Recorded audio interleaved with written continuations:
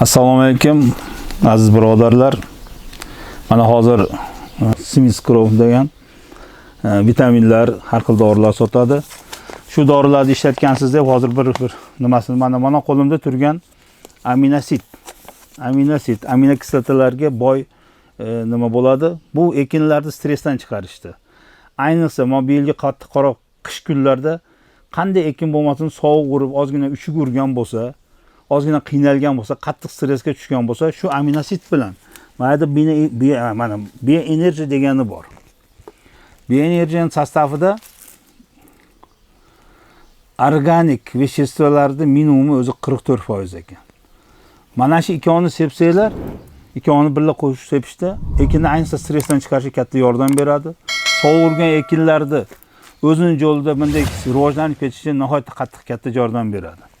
Bu vitaminlar aşı firmani o'zining firmini bu nimasi undan keyin mana ekinlarda yangi yerdan chiqqani bo'ladi. Bizni tilimizda aytganda, dehqonning tili bilan aytganda 4 quloq, 3 quloq yerdan chiqqan vitamin bo'ladi.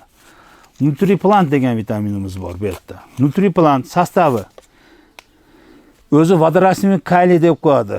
Nimani ekinga hazm bo'lib ketadigan kaliyning prosenti o'zi 55% mana unda.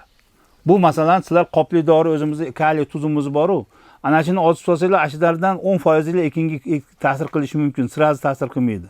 Bu vodorasmin kaliy deb qo'yadi 55%. Vodorasmin fosfor degani bor bunda 5% dan. Bundan tashqari bunda masalan bor bor, mis bor, temir, molibden, manganiz degan mikroelementlar bor. Nihoyatda ekinni shu 3 quloq, 4 quloq bo'lgan mahaldagi ishlatganda juda effekti katta bo'ladi. Ekindagi kaliy kamchiligini bir marta sepganinglarda, bir marta ishlatganinglarda olib chiqib ketadi. Nihoyatda mikroelementlarga bor. O'zi ham 3-5-55 degani bu. 3% azot, 5% fosfor, 55% kaliy degan buni. Keyin mana plus mikroelementlar deyiladi. Yana bulardan boramin. Boramin bu juda vodorasmin bor deb qo'yadi. Suvga tez eruvchilik bor deb. Buning eng negizgi sababi, ekinga sepishimiz sababi ekin gullagan mahalda gulni g'unchalarini ushatadi.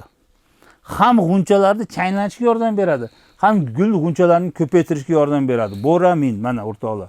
Nihoyatda pomidor badarinlarga ham nima qilsanglar, ishlansanglar bo'ladigan juda kuchli narsa. Yer ekindagi bor miqdorini bilan changlatishga, gulni va g'unchani ko'payishga, butonlarni ko'payishga sabab bo'ladigan narsa. Yana Super K. Bu kalsiy deyiladi. Kaliy. Buni vodorasmin oksid kaliy 40%. Buni ham ekinni ekinni mevasi shakllanayotgan mahalda. Masalan, bizni tilda aytganda butondan o'tib turib, mevadan o'tib turib, meva shakllanayotgan mahalda ishlatsanglar, ekinni kachvasi, ekin transportirovka deydi. Hali bizda nima deydi? Ekinni tashiganga, ekinni qattiq ushlab turishga nihoyatda foydasi katta, yaxshi vitamin ishlatganlar bo'lsa kerak. Endi mana nutrikal degani bor. Kalsiy. Bu nutrikal bunday qilib aytganda, hali torg'izlar, qiyshiq torg'iz qovun ekkanlar biladi, torg'izda kalsiy yetishmasligidan libo ekinni formasi o'zindaqa bo'lmaydi. Qiyshiqroq bo'lib qoladi-da, birak bo'ladi, bunaqacha aytganda. Mana shuni vaqti bersanglar, nutrikalni vaqti bersanglar, ana shu sizlar aytgan shu qiyshigan, birak bo'lib qolgan shu biz mana torg'iz qovun ekkanlar ko'pchilik xabari bor, uzib tashlavoramiz uni birak deb. Bunday qiyshayib qoladi, bir tomon nima qilib, keyin u pishayotganda ham yorilib ketadi. U kalsiy vitaminining yetishmasligidan bo'ladigan narsa. Fulimax. Bu juda go'zal narsa. Fulimax degani bunda nihoyatda organik veshestvolar ko'p. Ekinni oziqlantirish ham bakidan, ham tomiridan oziqlantirish to'g'risi nihoyatda bu. Bunaqasi aytganda, fulimaxni ishlatsangiz ekin tagiga bir lapotkadan go'ng solib chiqdim deb qo'yaverasiz. Bu xuddi shunday effekt beradigan narsa. Bunga yana bir nimasi bor. Bakidan berganda bularda anginaminin degan narsasi bor. Anginamin degan bir vitamini bor.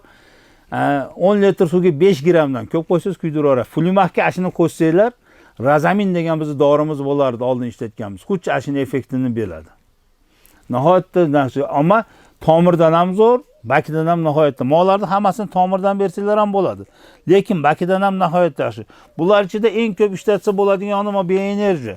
Bu universal hisoblanadi. İçinde azot miqdori ham o'zi 44% azot miqdori bo'lishi kerak, buni adashmasam. Mana shunaqami? 44%. Organik azot. Organik azot bor, 44% mana uni. Adashmasam. Endi mana Star Up. Buni organika, buni ko'proq ekin yetilish vaqtida ishlatadigan dori. Cho'ng'aytirish. Bizga bunaqasi aytganda azot machavinning o'rnida ishlatsa bo'ladigan narsa. Ekinni yetilish vaqtidagi ishlatilgan vitaminlardan. Endi hozir mana O'zbekiston u yoqda agronomlar bilan suylashyapmiz.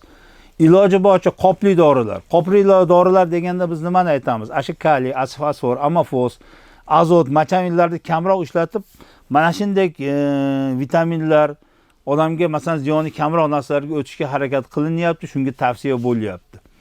To'g'ri, machavin azotni ishlatmanglar demaymiz. Bir qop toniga yarim qop ishlatinglar, bulardan ham ishlatib ko'ringlar, effektlarini ko'rasizlar.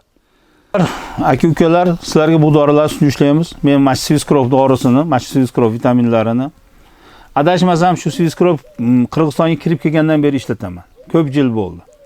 3 yildan o'tdi, mana shu teplisaga ishlataman. Undan oldin torus qovun ekkanmiz, boshqa ekinlar qilganmiz. Hammasi shu Swiskrop dorilaridan, vitaminlardan ishlatganmiz.